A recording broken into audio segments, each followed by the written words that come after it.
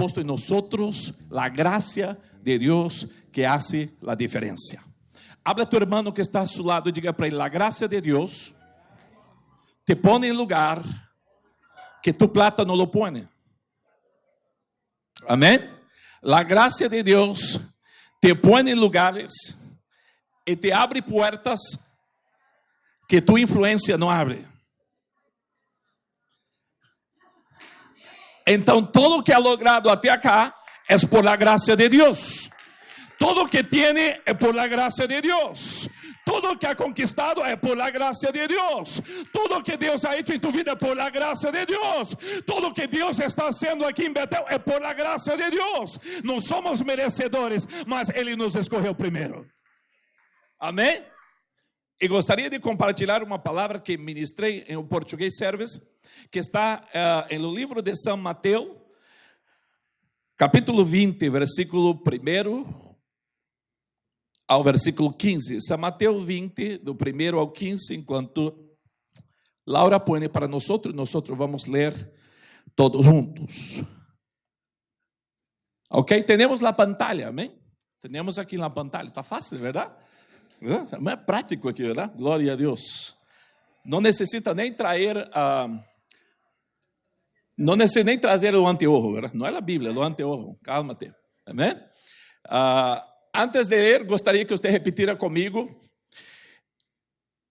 Diga comigo: Deus não nos mira a partir de nossos méritos. Deus nos mira a partir de sua graça em direção a nossas necessidades. Quer dizer que a bendição de Deus em tu vida não é por tu mérito, mas é por tu necessidade que a graça de Deus ha te alcançado. Amém? Porque todos nós que estamos aqui não somos merecedores de absolutamente nada. Ok? Então, quando Deus nos mira a nós, Ele não nos mira com a mirada de mérito. Porque se Ele mirar nós com a mirada de mérito, não receberíamos nada. Ok?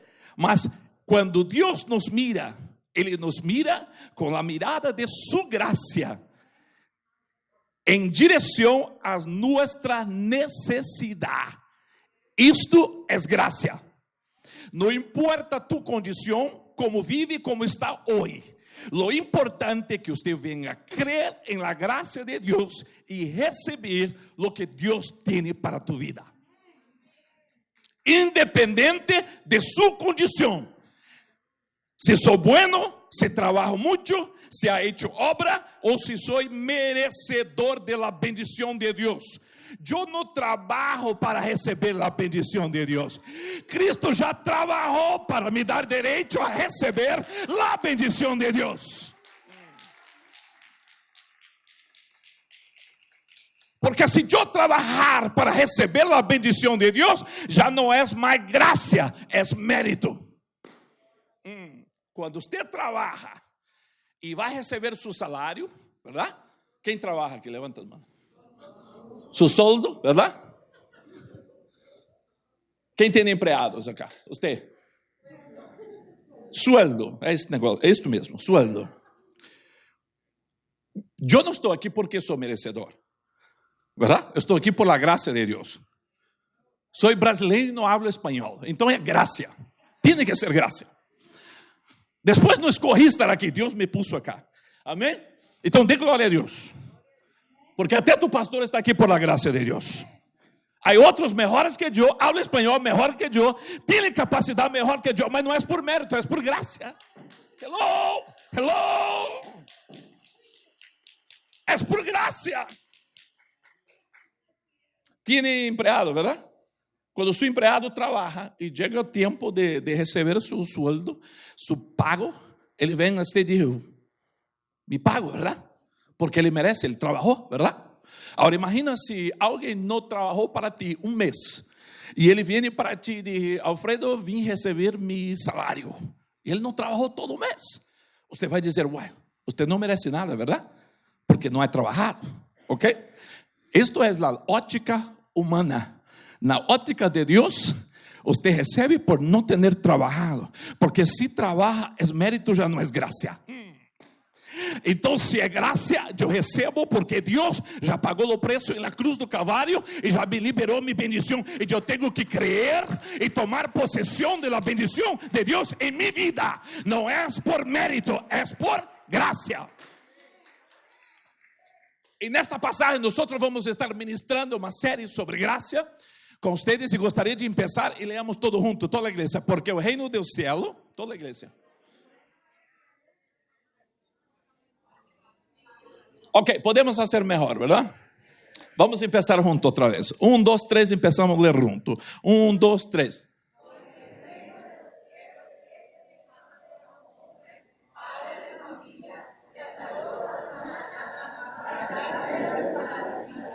Dos.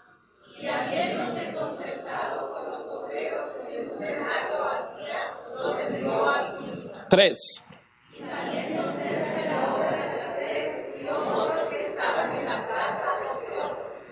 Quatro.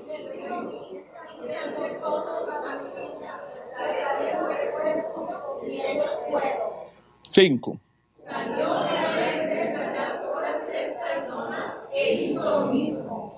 Seis.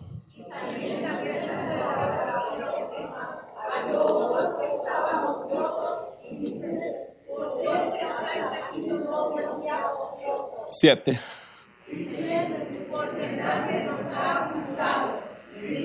Y también vosotros a la viña, y me decidiréis lo que podéis justo. Y cuando fuera la tarde del día, entonces la viña que os llaman los obreros y págales de jornal, comenzando desde los postreros hasta los primeros. Comenzando por onde? Por los postreros, por los últimos, ¿verdad? Ok, síguelo.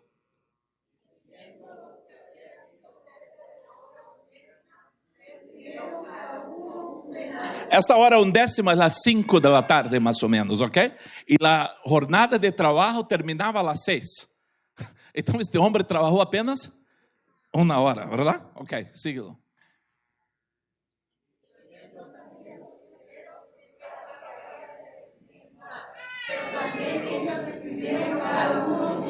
¿Cuánto receberam os outros que vieram depois dele?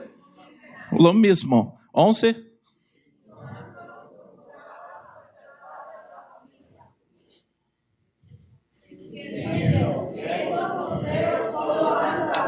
Ok, um minuto. Eu creio que você já ouviu isto em algum lugar. Estes postreros só há trabalhado 1 hora. Estes hermanos só há orado meia hora. Estes,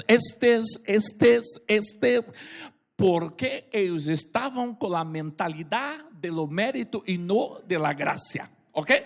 En lo reino humano nosotros trabajamos por mérito y por matemática. 2 más 2 es 4. En lo reino de Dios, la gracia de Dios nos explica, se recibe y en porción que nosotros no podemos comprender, porque el amor de Dios derramado sobre nosotros. Síguelo. Deseando.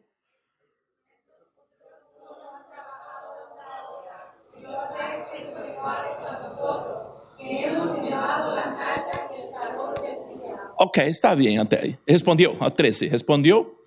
Y él respondiendo dijo a Pedro: amigo, no te hago aparato, no te contentaste conmigo por tu denario. 14.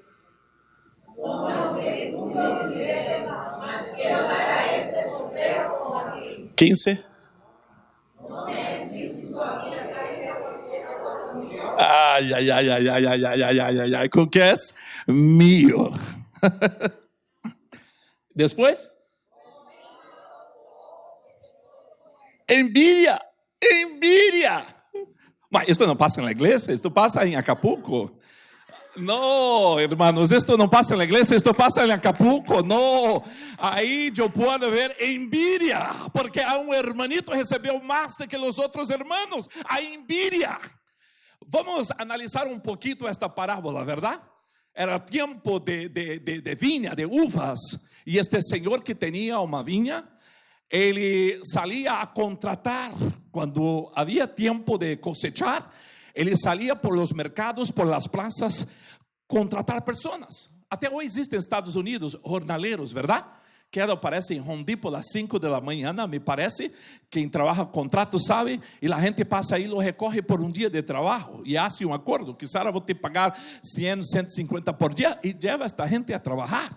Mas o mais interessante é que na primeira hora, a jornada de trabalho era de las 6 de la mañana a las 6 de la tarde, eram 12 horas de trabalho. Este senhor de la viña veio a la plaza e levou um grupo de pessoas às 6 de la mañana. Depois ele regressa às 9 de la mañana e leva outro grupo de pessoas para trabalhar na viña. Depois ele regressa às 12, ao meio-dia, e leva outro grupo de pessoas a trabalhar. Mais tarde ele regressa às 3 de la tarde e recorre mais um grupo de pessoas e leva aí a trabalhar. Agora, o que eu não compreendo e não logro compreender, como este senhor de la viña viene a buscar gente para trabalhar às 5 horas da tarde, se o trabalho termina às 6. Eu não haria isto. A Daelton não haria isto, que é contratista, verdade? Não faz sentido, verdade? Que ele vai à plaza buscar gente para trabalhar às 5 da tarde, se a jornada de trabalho termina às 6. E ele hizo acordo com os primeiros que contratou, te vou dar um denário por dia de trabalho, verdade? Quanto lo prometeu? Um denário. Para todos lo prometeu lo mismo. A questão que me prova neste texto e nesta parábola é muito interessante, da graça de Deus, é que todos trabalharam. Uns trabalharam mais, outros trabalharam menos, mas como o Senhor de la viña vem a ser os pagos, ele hizo pago não por mérito, ele hizo pago por graça, porque a graça é dele e ele hace como quer hacer, e ele bendice quem quer bendizer. Nós temos que crer e receber a bendição de Deus. Então, se eu sou o contratista, eu não vou levar nadie a trabalhar em minha vida às 5 da tarde, que esta pessoa vai trabalhar 1 hora. Se eu fizer isto, eu não estou preocupado com minha ganância, verdade? Não está preocupado. Este senhor da vinha não está preocupado com sua ganância. Este senhor da vinha está mais preocupado com os trabalhadores do que com sua ganância. Uau! Então, eu não haria isso. Se eu vou buscar às 5 da tarde e termina às 6, minha maior preocupação com o senhor de la viña não é com a ganância, é com os trabalhadores que estão em la viña. Agora, quando ele habla a seu coordenador e diz: mira, agora vai e hace os pagos, né? Por la tarde, às 6 da tarde, agora ele empieza e vai fazer os pagos a estes que estão aí. E quando ele vai fazer os pagos, ele põe ali o que chegou por último, verdade? Até os outros que começou primeiro. E quando ele chega a este que primeiro, o último que trabalhou, ele chega e paga um denário. Quando ele paga um denário a este que está aí, o que entrou às 3 da tarde, ele lo mirou e viu. Ele lo mirou. E ele disse: uau, ele trabalhou 1 hora, recebeu um denário, eu trabalhei 3 denários para mim. O outro que está aí, que entrou às 12, lo mirou também e disse: uau, recebeu um denário por 1 hora, eu trabalhei 6 horas, 6 denários para mim. O problema é que o Senhor vem e paga um denário que entrou às 5, e o que entrou às 3 paga quanto? Um denário que entrou meio-dia paga quanto? E o que entrou às 9 da manhã paga quanto? E o que entrou às 6 da manhã paga quanto? E o Senhor diz: uai, não foi o que eu prometi a ti? Porque não pode ser com que tenho o que quero, não tenho o poder de bendizer a quem quero bendizer, mas o problema que passa em nós temos a promessa da bendição de Deus, mas estamos preocupados com nossos irmãos, quem recebe mais ou quem recebe menos. Isto é envidia no reino de Deus. E isso não passa entre nós. A graça de Deus nos encontra nossa necessidade, não por nossos méritos. Imagina a parábola do hijo pródigo. Todos conhecem, verdade? Mira, a parábola do hijo pródigo não trata com o hijo que foi, trata com o hijo que quedou em la casa. O maior problema da parábola do hijo pródigo é com o hijo que está em casa, verdade? que está em casa. Porque o hijo que regressou, quando ele regressa à casa de seu papá, ele regressa dizendo, pensando em sua mente, eu vou dizer a meu papá, pequei contra ti, contra o céu, verdade? E começou a planificar, a procurar palavras para falar com seu papá. Mas quando ele chega e seu papá lo vê de lejos, diz a palavra de Deus que seu papá sai correndo, verdade? Ele levanta su capa, su roupa, como seria em espanhol? Su túnica, graças. Ele levanta sua túnica. Agora temos que entender uma coisa: neste tempo, os anciãos não podiam levantar suas túnicas. Era feio, era desonra, porque ia mostrar suas pernas. Mas deste ancião, este Senhor não estava preocupado com sua honra. Ele estava preocupado em salvar tu hijo. Então ele abre mão de sua honra para salvar o hijo perdido. Foi o mesmo que Cristo hizo na cruz do Calvário. Ele abriu mão de sua honra, de sua nudez, para que nós pudéssemos ser vestidos por sua graça.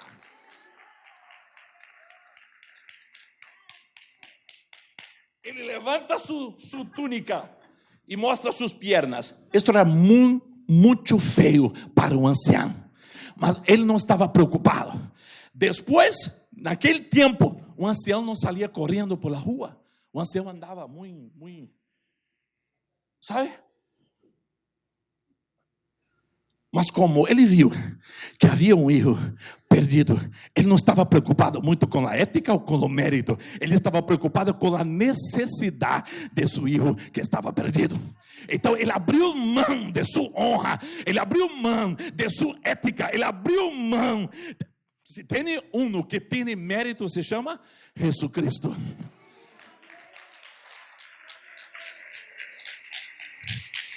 Tem mérito e tem honra. E abriu mão de seu mérito no céu. E diz a palavra que ele barrou em condição de servo. Ele barrou. Ele desceu. Habla a tu irmão, dígale, desce um pouquinho, desce. Bájate um pouquinho, baja um pouquinho. Bájate um pouquinho. Não, eu sei que não passa aqui, passa Acapulco, mas tem gente que não baja um degrau, não baja isto. Quer estar sempre por encima, verdade?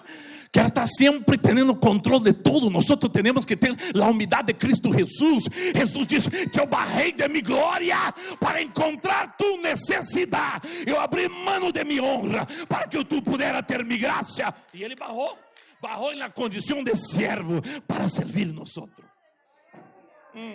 Deus Todo-Poderoso, o Deus Todo-Poderoso abriu, derrou sua glória e barrou para servir-nos.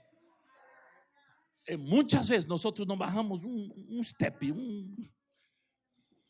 não queremos pedir perdão a nada, não queremos.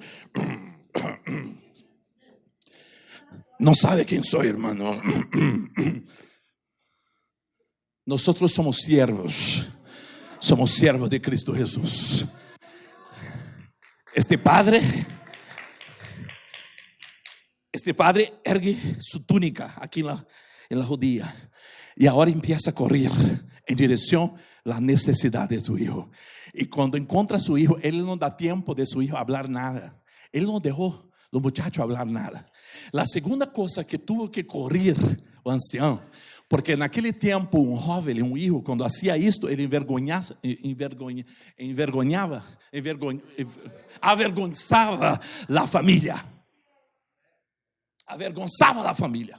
E quando ele regressava para casa, ele podia ser apedrejado. Então, o papai estava preocupado com isso. Então disse: pode ser que queiram apedrejar meu hijo. Antes que lo haga isto, eu vou salvar primeiro. E ele saiu correndo contra seu hijo, porque se seu papai está abraçado com seu hijo, eles não poderiam fazer nada. O inimigo não pode fazer nada contra ti, porque seu papá lo tem acá, seu papá lo tem protegido, porque você está sobre sua graça. Pode tratar contra ti, mas tu papá está contigo em seus braços. Então lo abraça e não quer ir, e traz para casa e diz ao servo: mira, prepara a melhor roupa, a melhor túnica, o anillo, prepara o melhor cordeiro, verdade? Prepara o melhor bezerro, hace uma fiesta, porque este estava perdido e foi achado. Aplaude a Cristo, aplaude a Cristo. Não foi isto que passou. Não foi isto que passou na igreja do hijo pródigo. Não, nadie celebrou nada. A gente estava enojada aí. Havia um irmão aí que estava meio...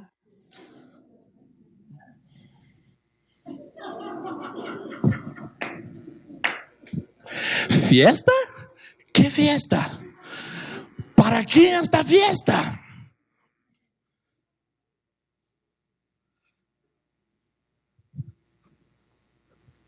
Estaba celoso. ¿Sabe por qué? Él dijo, yo he trabajado aquí todos los días y nunca hicieron una fiesta para mí. Él estaba pegado al mérito. Si hay alguien en esta casa que merece algo, soy yo. Pastor, si hay alguien en la iglesia que merece, soy yo. Yo trabajo, yo abro la iglesia, yo oro, yo ayuno, yo.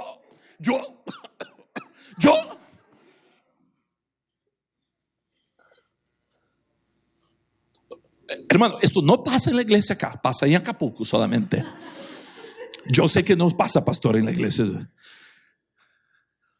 Mas el hermano más viejo estaba enojado, estaba celoso. Y cuando él aproximó de su papá, que quedó sabiendo a través de los siervos que había una fiesta, él dijo a su papá, este ahí, este tu hijo, ya no era hermano más, ¿verdad? No dijo mi hermano, dijo tu hijo ha desperdiciado toda la plata con las meretrices. Tu hijo ahora viene para acá y fiesta para él. Y yo que estoy aquí en la casa y no hay fiesta para mí. Que el papá dijo, hijo, todo que tengo es tuyo. Todo que tengo entregado en tus manos. Usted puede aprovechar y tomar posesión de toda la bendición de Dios sobre tu vida. Lo que usted no puede saber es querer recibir por mérito, es querer ser mejor que tu hermano. Toda la gracia de Dios está sobre tu vida. Levanta tus manos y reciba la gracia y la bendición de Dios sobre ti.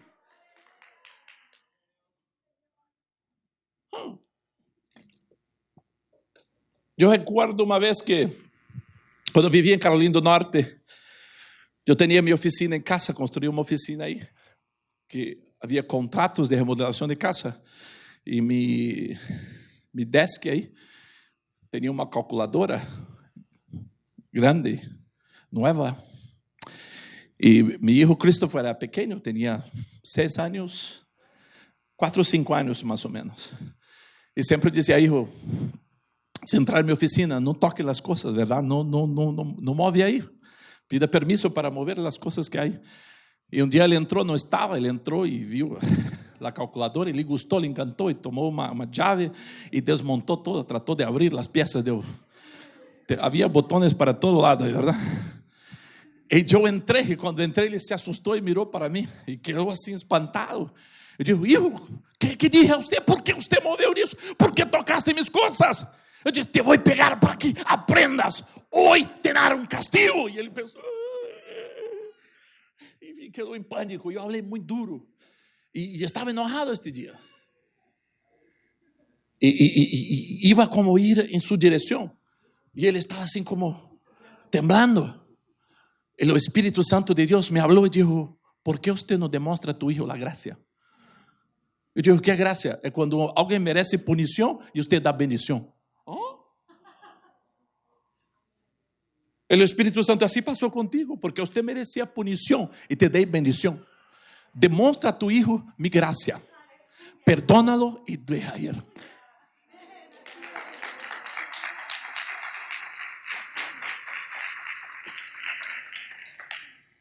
Yo bajé mi cabeza y quedé mirando por dentro y aproximé y dije, hijo, no te preocupes, está todo bien.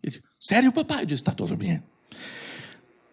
Yo voy a demostrar la gracia de Dios y el perdón de Dios sobre tu hijo, de tu vida. Creo que él no estaba me escuchando bien. Estaba tan en pánico. Dije, ¿qué es esto, papá? ¿Cómo es esto? Yo dije, no va a pasar nada contigo. No tiene castigo, no tiene nada. Y tiene más. Leva la calculadora para jugar en tu cuarto. Es tuya. Yo digo, ¿y no hay castigo? ¿No hay nada? Yo dije, no. Y él corrió así como, papá, ¿está bien? ¿Verdad?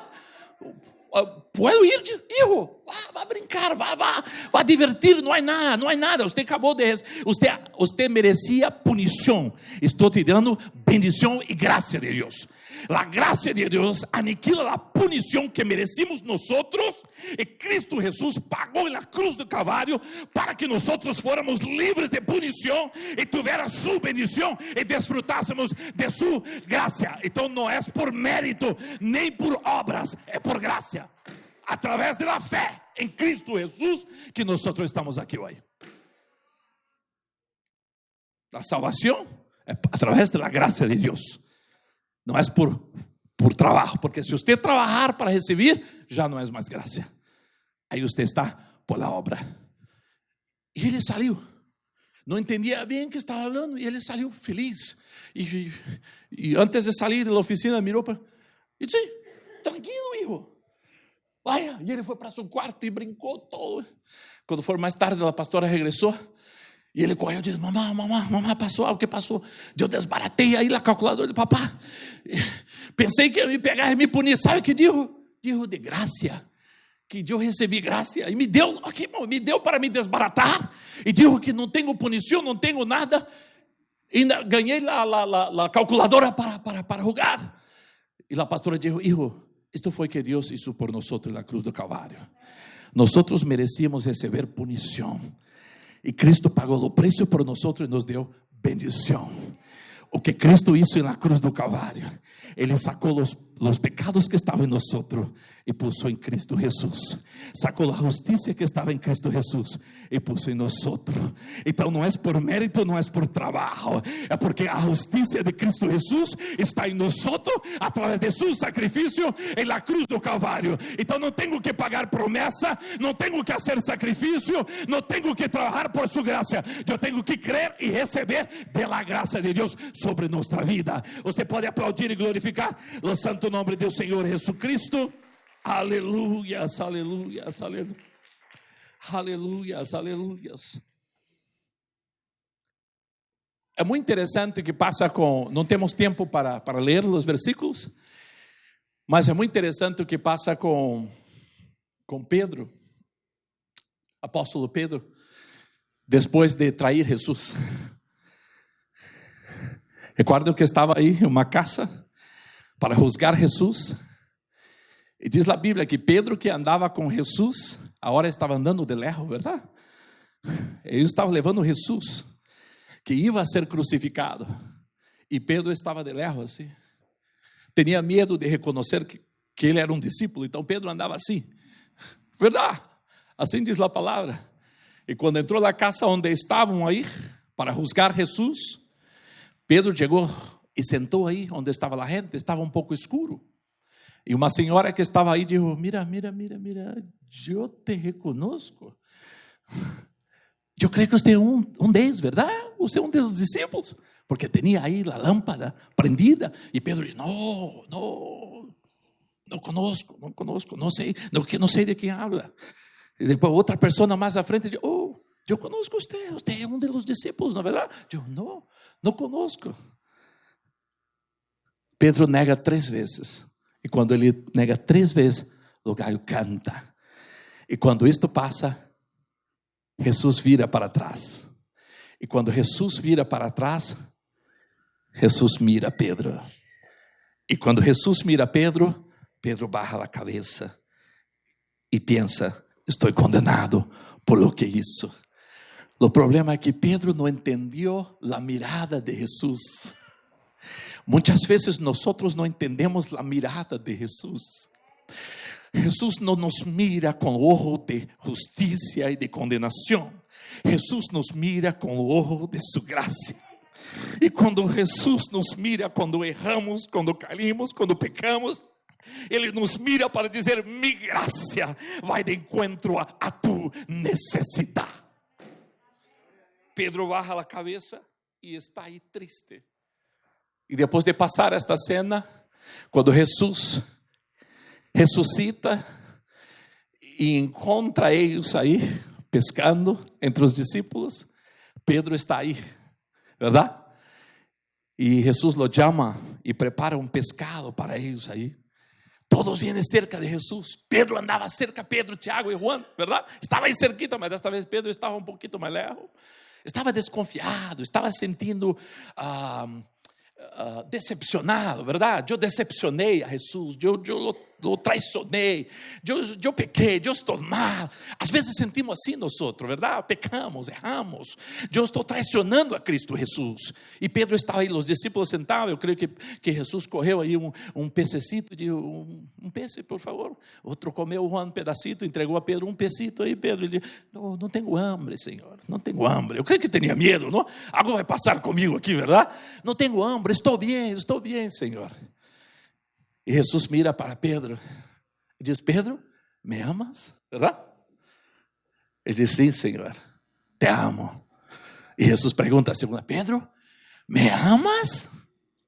Ele diz: Senhor, sim, te amo.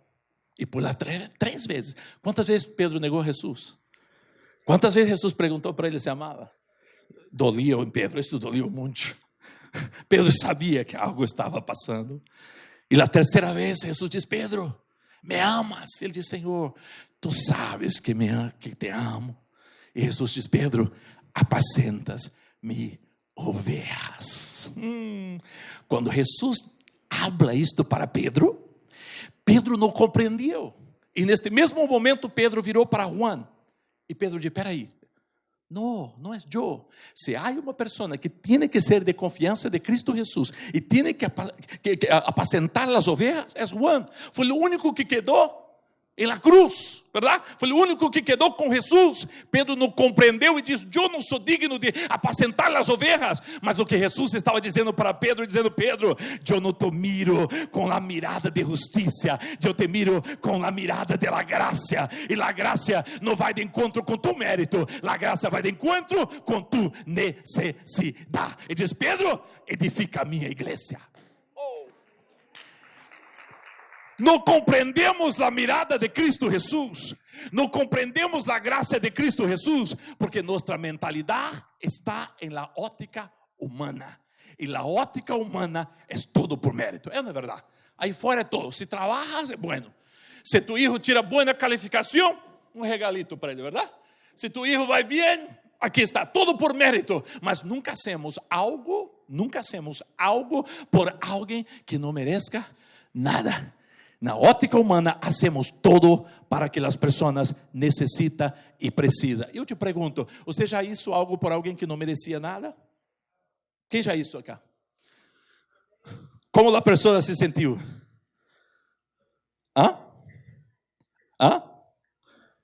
Se você quer demonstrar a graça de Deus, procure alguém, amigos, que não ha hecho muito. E você diz: quero ser bendição em tu vida, quero bendecer tu vida. Porque se nós bendecemos a nossos amigos, o mundo aí fora também hace, e hace muito bem, verdade? Mas quando nós bendecemos nossos inimigos, nós estamos demonstrando a graça de Deus a quem não lo merece, mas que recebe a graça de Deus através do amor de Cristo Jesus sobre nossa vida. O que eu quero trazer no ponto hoje, não importa sua condição, não deixe que suas frustrações, que seus pensamentos podem te poner para abaixo e pensar que você não merece a graça de Deus e não merece a bendição. Eu não he orado muito, eu não he ajudado muito, não vou merecer a graça. Eu recordo uma senhora que muito tempo atrás disse: eu estou orando, estou fazendo ajuno e não vou perder um serviço porque eu quero receber meu green card. Tenho medo de faltar um serviço da igreja e ter a punição de Deus e não ser bendecida. Isto é mérito. Deus não trabalha através do mérito. Deus trabalha através da graça de encontro a tu necessidade. Vira tu irmão que está a tu lado e diga para ele: Deus não te mira por tu necessidade, mas te mira por sua graça, que vai de encontro a tu necessidade. Uma certa vez, uma senhora foi encontrada em lo acto de adultério, verdade? E os cristianos, os creyentes, verdade? Lo trouxeram a Jesus. E disseram: Jesus, lo encontramos em lo acto. E a lei dijo que tiene que apedrejar. E a gente estava aí com pedra em las manos. Eu creio que tinha gente que tinha uma pedrita, mas Aqui tem gente tão mala, irmão, que tem uma pedrota, verdade? Como se chama em espanhol? Pedrota? Hã? Uma pedrota? Oh, uma pedrota, acertei. Um penhão. Tinha tanta gana de matar que tinha um penhão, verdade? E queria apedrejar esta mulher. E eu pergunto para você, o que merecia esta mulher? Esta mulher, por la lei de lo tiempo, ela merecia ser apedrejada, verdade? Lo que merecia ela era ser muerta. Então entra Jesus em cena. Jesus entra. E quando Jesus entra e observa todos que estão aí e apresenta a ela Jesus, Jesus abaja em la arena de la praia e começa a escrever pensamento mío, pecados. E ele puso mentiroso, envidia, celoso. Começou a escrever nomes de pecado. Então eu creio que a gente era muito honesta esse tempo. Começou a ler de envidia. Sou envidioso, isso se foi. Outro diz celoso. Outro diz pecaminoso, malícia. E a gente se foi. Quando Jesus se levanta de la arena da praia e mira, não havia nadie aí, verdade? Esta mulher merecia, o mérito dela era ser muerta. E Jesus diz: mira, hija, eu não vou te condenar, se nada te condenou aqui. Você merecia ser muerta, mas eu não vou de encontro a tu mérito, eu vou de encontro a necessidade. E você necessita de vida, receba minha graça. Seus pecados são perdonados, vá e não peques mais. Isto é a graça de Deus. Merecíamos ser juzgados, merecíamos ser condenados, mas recebemos a graça de Deus. E o Senhor disse a esta mulher: vai, não peques mais. Em vez de ser muerta, recebeu a graça de Deus.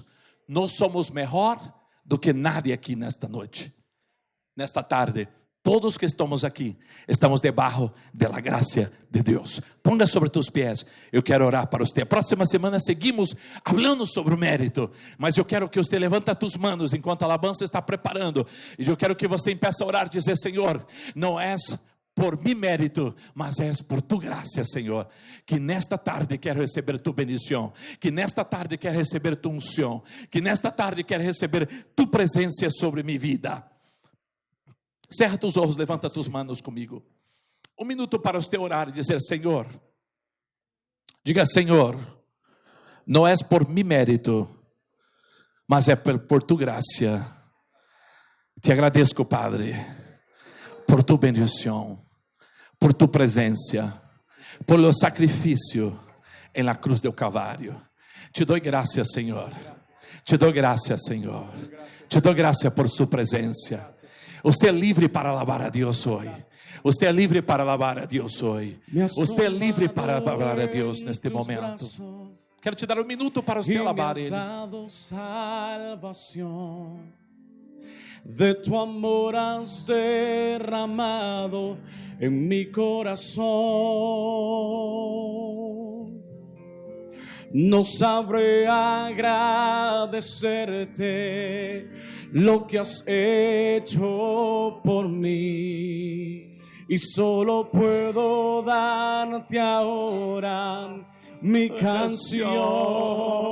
Vamos a darle gracias conmigo. Yo te doy gracias, gracias, Señor,